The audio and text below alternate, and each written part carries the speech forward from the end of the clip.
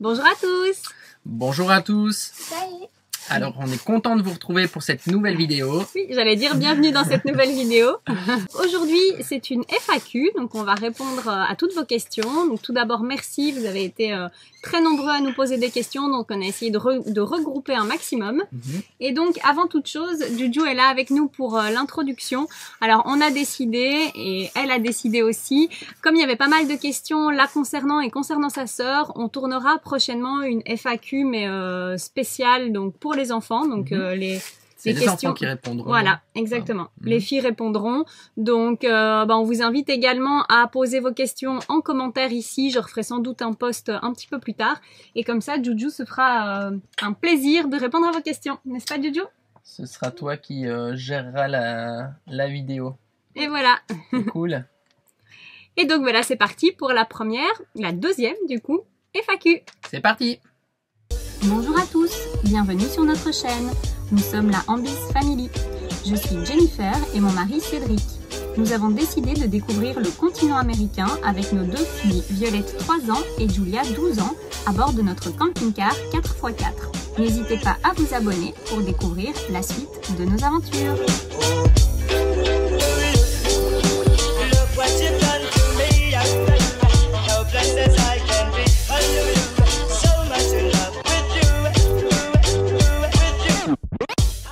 Il s'agit donc de notre deuxième FAQ. Nous en avions tourné une première quand nous étions au Mexique. C'était, je pense, il y a déjà 6 mois. Donc, je vous mets le lien dans la description. Nous avons également reçu des questions concernant le camping-car. Je vous mets également le lien dans la description parce que on répond à toutes les questions dans le camping-car tour. Donc, je vous mettrai le lien de la vidéo, ainsi que les liens des vidéos sur tout notre matériel. Nous avons également reçu des questions à ce sujet, donc notre matériel électro, photo, vidéo et aussi de camping, de sport. Donc je vous mets tous les liens dans la description et je vous mets déjà juste ici le lien de notre matériel électronique, donc photo, vidéo, parce que cette question est revenue très souvent. Et donc c'est parti pour cette deuxième FAQ. Nous avons scindé cette foire aux questions en deux groupes. Ouais. Donc la première catégorie, c'est plutôt les questions personnelles et les questions pratiques. Et la deuxième catégorie, vraiment les questions liées au voyage. Alors donc première question, quels sont vos projets pour la rentrée et votre date de retour? Alors, au niveau de la date du retour, ce sera entre la mi-juillet et fin juillet, hein, comme ça avait été organisé à la base, donc ça ne changera pas. Après, les projets pour la rentrée, si on le peut, ce sera de rentrer d'abord en Belgique pour quelques semaines et ensuite retourner en Suisse pour notre travail. Eh oui. Alors ensuite, ça c'était une question plutôt donc vraiment personnelle. Où as-tu accouché pour Violette et prenais-tu la route quand tu étais enceinte? Donc Violette est née en Suisse, à Lausanne, et oui, on prenait la route tout le temps. En fait, on rentrait en Belgique en plus une fois par mois, donc j'ai continué presque jusqu'au dernier mois de grossesse à rentrer en voiture en Belgique. Avez-vous peur du Covid-19? Alors, personnellement... C'est compliqué comme question. Personnellement, pas trop. Je dois dire que voilà, par rapport à ce qu'on a entendu, c'est vrai que je pense qu'il y a une certaine crainte un peu mondiale qui s'est créée. Maintenant, moi, personnellement, ça me fait pas vraiment peur, en sachant que nous sommes pas des personnes à risque. Voilà, c'est surtout ça. On n'est pas à risque, donc voilà. Donc là, j'ai essayé de regrouper plusieurs questions donc, qui revenaient assez régulièrement. Donc notamment, est-ce qu'on peut retarder notre retour en cas d'impossibilité? Est-ce que la reprise du travail est flexible? Que pensez-vous faire si les frontières restent bloquées? Et imaginez-vous laisser Mani? Alors, pour répondre à la dernière question, imaginez-vous laisser Mani? Alors, on l'envisage de plus en plus. Maintenant, on ne le souhaite pas. Donc, au maximum, on va essayer de rentrer avec. Si on n'a pas d'autre choix, on le laissera ici au Nicaragua. Pouvez-vous retarder votre retour? Est-ce que les dates de boulot sont flexibles? Dans l'absolu, si on n'a pas le choix, oui, on le fera. Mais je pense qu'on arrivera toujours à rentrer. Et voilà, dans l'absolu, non, nos dates ne sont pas flexibles et il faudrait vraiment qu'on soit en Suisse début août. Ouais, on voudrait vraiment s'y tenir. Ouais. Et donc, il y avait encore une dernière partie donc, dans la question. Que pensez-vous faire si les frontières restent bloquées? Eh bien justement, en fait, c'est notre crainte. C'est que là, pour l'instant, rien n'a l'air de se débloquer. Donc ça se débloque bien en Belgique, en France, en Suisse. Mais c'est pas encore le cas ici en Amérique centrale. Donc voilà, pour l'instant... Mais après, oui, c'est vrai que je pense qu'il y a deux côtés en fait aux frontières. C'est-à-dire qu'il y a d'une part les frontières terrestres et les frontières, on va dire, aériennes. Je pense que les frontières aériennes vont peut-être s'ouvrir plus rapidement. Donc trouver des vols pour pouvoir rentrer, ça, ce sera pour moi envisageable. Par contre, les frontières terrestres, ici, on pense que ça va être fermé aux étrangers pendant plus longtemps. Et donc, on risque de devoir laisser Manille ici et de peut-être rentrer sans Manille. La difficulté aussi supplémentaire dans le pays où on se trouve, c'est qu'il n'y a pas eu de confinement officiel en tout cas. Donc même si les gens ont fait attention, il n'y avait pas de confinement officiel. Donc les pays voisins, parce qu'on s'est renseigné forcément auprès des ambassades, les pays voisins vont être à mon avis assez réticents à réouvrir les frontières avec le Nicaragua, justement parce qu'il n'y a pas eu de mesures officielles ni de confinement. N'avez-vous pas peur de ne pas pouvoir rentrer car la situation s'aggrave en Amérique du Sud? Alors nous, on est en Amérique centrale, donc effectivement, l'Amérique du Sud, on a vu que c'était assez tendu. Maintenant, pour l'instant, ici, c'est pas le cas, donc on va essayer de ne pas trop envisager des problèmes qui peut-être n'arriveront pas. Donc pour l'instant, ici, ça se passe bien. Pour l'instant, on reste plutôt confiant dans le fait qu'on pourra rentrer, avec ou sans Manille. Quelle est votre plus grande fierté? Ça, c'est vaste comme question. Les enfants. Ouais. Si la question est en règle générale, forcément, c'est nos filles, quoi. C'est clair. Alors, depuis combien d'années êtes-vous ensemble? Alors, là, cet été, ça fera 7 ans déjà. Exact. Nous avons reçu également plusieurs questions concernant le budget. Et donc, nous avions détaillé tout notre budget justement dans la première vidéo FAQ. Donc, je vous remets le lien juste ici et en description. Et je vous invite à aller la voir. Est-ce que vous appréhendez le retour à la vie normale ou alors avez-vous hâte? Moi, je pense que... il y a un peu des deux en fait. J'appréhende quand même le retour en Suisse et reprendre une vie, on va dire, sédentaire. Après, c'est vrai que d'un autre côté, j'ai hâte aussi de pouvoir retourner à mon travail et de reprendre ma vie d'avant parce que c'était une vie qui me convenait bien. Mais j'adore aussi cette vie, donc je suis un peu partagé par rapport à ça. Donc c'est aussi la même chose pour moi parce que j'aime vraiment la vie nomade. Après, c'est sûr que je suis contente de retrouver mes amis, mon appartement. Voilà, ça va être sympa. Alors, avez-vous gardé des meubles, affaires personnelles quand vous avez vidé votre appart ou avez-vous tout vendu? Alors, nous avons gardé des meubles. En fait, nous avons loué notre appartement meublé et le reste de nos affaires personnelles, nous avons pu l'entreposer dans notre cave. Avez-vous acheté des vêtements, chaussures aux filles pendant le voyage? Alors, comme on l'avait déjà dit, on a acheté très peu. On a appris à ne plus surconsommer comme on pouvait le faire avant. Par contre, effectivement, on avait acheté quelques petites choses aux États-Unis, notamment des chaussures de rando pour les filles, et, un ou deux petits t-shirts, mais voilà, rien de plus. Mais et puis ça, c'était planifié aussi. C'était planifié. On s'était dit avant de partir, ok, on sait qu'on achètera ça, parce qu'on aura besoin de ça pendant le voyage, donc... Pensez-vous rentrer ou êtes-vous en train de vous dire on pourrait être nomade? Alors, c'est vrai qu'on s'est posé la question, on en a pas mal discuté, mais de toute façon, pour l'instant, il n'y a pas de possibilité pour nous de rester nomade parce que on a besoin de revenus et actuellement, on n'arrive pas à couvrir nos revenus avec ce qu'on peut gagner sur YouTube, sur les réseaux sociaux ou même par rapport à la location de notre appartement. Donc pour l'instant, c'est pas envisageable. Voilà.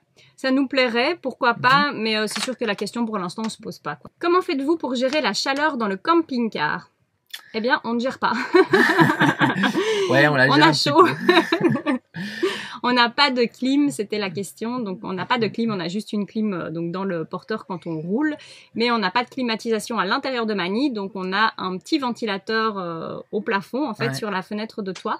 Et donc, ça nous apporte une bonne aération. Donc, on laisse aller toute la nuit. Mais sinon, c'est vrai que, voilà, il fait chaud. Après, on a la chance d'avoir un véhicule qui est quand même très bien isolé. Mais après, ce qui est bien, c'est que, en fait, on ferme la plupart des grandes fenêtres et on garde juste les petites ouvertures au niveau des couchettes, enfin des cabines. Et donc, à partir de ce moment-là, quand on tire de l'air, ça fait quand même un petit courant d'air qui est agréable. Mais c'est pas évident. Ouais. c'est clair. Alors là, ça fait 3 jours qu'on a perdu quelques degrés, donc il pleut vraiment beaucoup plus que ces 2 dernières semaines. Et on a quand même perdu bien 3-4 degrés, je pense, donc là on le sent et puis ça fait du bien. Alors, voulez-vous d'autres enfants? Alors oui, on aimerait bien. Ouais, je pense que c'est envisagé. C'est envisagé. Allez-vous poursuivre les vidéos après le voyage? Donc oui, on va poursuivre les vidéos, on va poursuivre la chaîne YouTube et on va vous emmener avec nous dans nos aventures européennes. Êtes-vous déçu d'être parti cette année et d'avoir dû chambouler vos plans? C'est une très bonne question. Ouais, c'est une très bonne question. Je pense que tu peux y répondre parce que peut-être que tu es un peu plus impacté que moi. Effectivement, justement, on en discutait encore hier, où oui, moi je suis... Alors, je peux pas dire que je suis déçue d'être partie cette année parce que pendant 8 mois, on a vécu une expérience extraordinaire, une aventure de dingue et j'ai adoré chaque moment, donc je peux pas du tout parler de déception. Par contre, effectivement, moi, cet arrêt brutal et me dire que ça va sans doute être comme ça jusqu'à la fin du voyage, ça m'impacte quand même et ça me frustre beaucoup, ça me rend triste. C'était vraiment le rêve de toute ma vie, quoi. Ça fait genre 20 ans que j'ai envie de partir pour ce genre de voyage. Donc oui, pour moi, c'est un peu difficile à gérer cette fin de voyage. Ouais, tout à fait. Bon, après, je pense que effectivement, même si on se trouve dans un endroit qui est paradisiaque, ici, on a la chance d'être arrivé ici, ça laisse quand même un petit goût amer dans le sens où les 4 derniers mois ou les 3 derniers mois du voyage, on n'aura pratiquement pas bougé, on n'aura rien pu découvrir. Donc c'est vrai qu'on a un manque par rapport à ça aussi. Combien de langues parlez-vous? Alors moi j'en parle 2. Ouais, et moi je n'en parle même pas 2 correctement en fait. C'est-à-dire que je me débrouille bien en anglais, mais je n'arrive pas vraiment encore à tenir une conversation. Donc Cédric, lui, parle très bien anglais. Oui, et français, et un peu, après on se débrouille un petit peu en espagnol, on se débrouille un petit peu en italien, mais ça reste vraiment des bases. Des bases. On a appris voilà, pendant le voyage à parler un petit peu espagnol, donc on arrive à se faire comprendre, mais voilà, c'est la même chose, on n'arrive pas à tenir une conversation en espagnol avec quelqu'un. Avez-vous des frères et sœurs? Et quelles sont vos origines? Alors moi je suis originaire de Belgique, donc pas de surprise, et j'ai une sœur qui est 2 ans plus âgée. Moi j'ai un petit frère qui a 3 ans et demi de moins que moi. D'ailleurs, si vous n'avez pas vu notre vidéo Noël au Mexique, je vous la mets aussi juste ici. Mon frère est venu nous rejoindre pour passer Noël avec nous, donc c'était plutôt sympa. Je vous invite à aller voir ça. Et puis moi, mes origines, alors je suis belge du côté de ma maman et je suis hongroise du côté de mon papa et je suis très fière de mes origines. J'adore mes 2 pays. Avez-vous hâte de retourner habiter dans une maison? J'ai pas hâte de retourner habiter dans une maison, mais par contre ça ne me dérange absolument pas. Donc je sais qu'on va reprendre notre vie en rentrant et ça, voilà, je suis content par rapport à ça. Donc. Ouais, moi c'est pareil, mais après voilà, j'ai pas non plus forcément hâte parce que j'aime bien ma vie dans le camping-car. Si vous aviez eu le budget, seriez-vous resté plus longtemps? Peut-être, oui. Après, ça dépendait aussi un petit peu de la scolarité quand même, à la base. Oui, et puis après, je pense que le budget, il a été défini à la base parce qu'on savait qu'on partait 1 an. Je pense que si on avait voulu partir plus, on aurait peut-être attendu on aurait étalé le budget sur un peu plus longtemps. Là, l'idée, c'est que de toute façon, on voulait partir qu'1 an. Donc, on s'est aussi fait plaisir. On a fait plein de choses en Amérique du Nord qui nous ont quand même coûté cher. Mais voilà, c'était prévu comme ça. On savait qu'on partait 1 an. Donc, quel sentiment éprouvez-vous en pensant que c'est bientôt la fin du voyage? Donc, on y a en fait déjà répondu. Donc, forcément, on est triste que ça se termine comme ça. Alors, dans quel pays rentrez-vous à votre retour en Europe? Donc, Cédric l'a aussi dit, voilà. Donc, on aimerait repasser par la Belgique quelques semaines pour voir la famille, les amis, pour que Jou puisse voir son papa. Et ensuite, on rentre en Suisse chez nous. Pourquoi avez-vous décidé de quitter la Belgique pour la Suisse? Alors, en fait, c'était une opportunité de travail, simplement à la base. Donc, voilà pourquoi moi, j'ai quitté la Belgique pour aller m'installer en Suisse.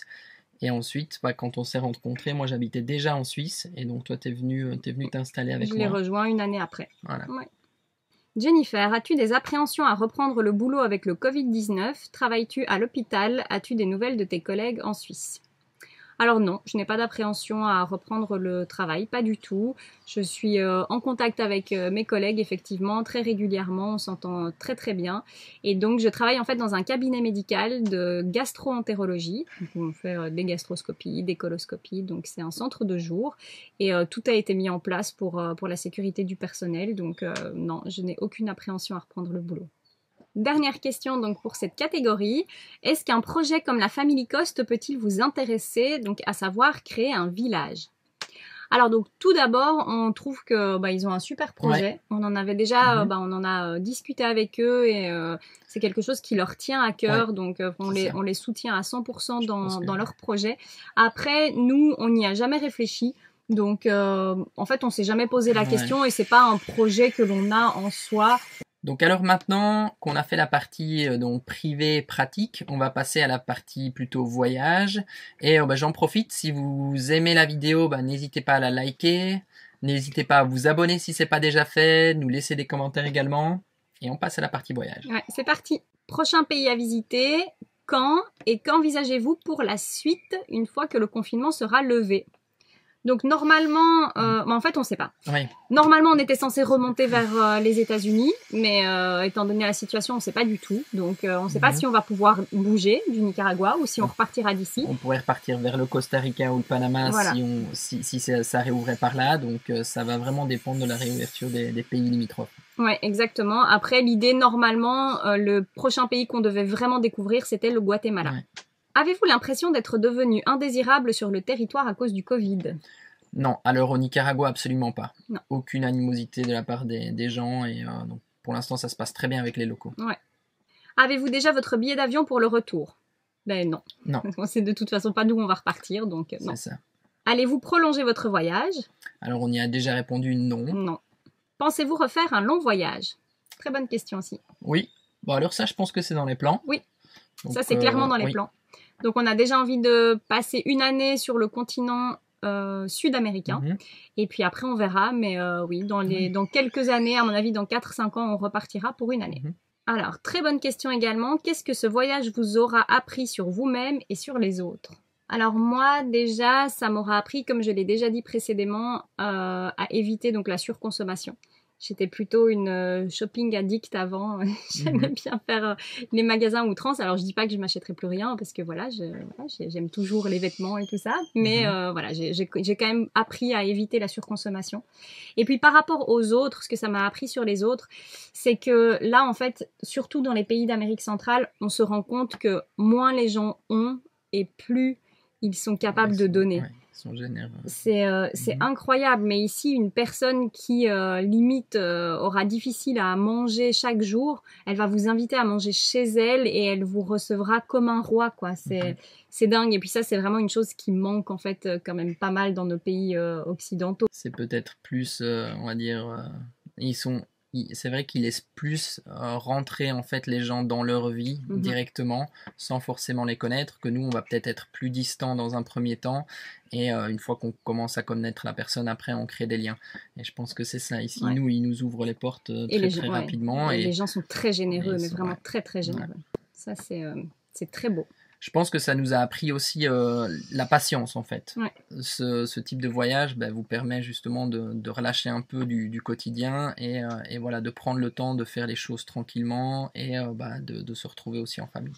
Changeriez-vous de véhicule pour un prochain voyage? Alors, absolument pas. Non. On est trop content du nôtre. Combien de temps comptez-vous rester au Nicaragua?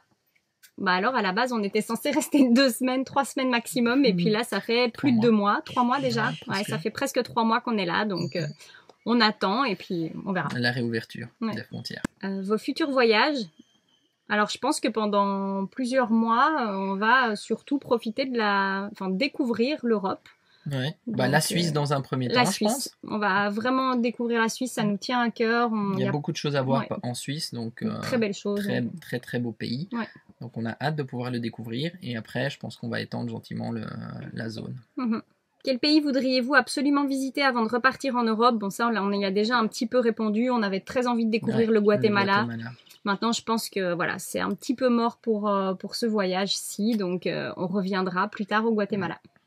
Est-ce que votre auto-confinement vous a empêché de faire certaines choses et est-ce que vous regrettez de vous être auto-confiné? Alors, je pense qu'on ne regrette pas de s'être auto-confiné, vu la situation.